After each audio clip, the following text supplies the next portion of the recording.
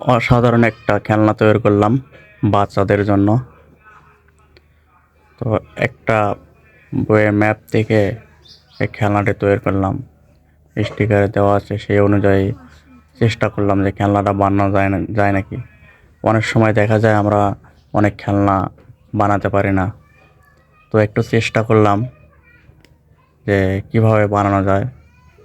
তো ভিডিওটিও আপনাদের সামনে ট্রাই করে দেখালাম যে আসলে কিভাবে বানানো যায় একটা খেলনা। খেলনাটা বানানোর পরে আমার কাছে অনেক ভালো লাগলো যে আমি সাকসেস।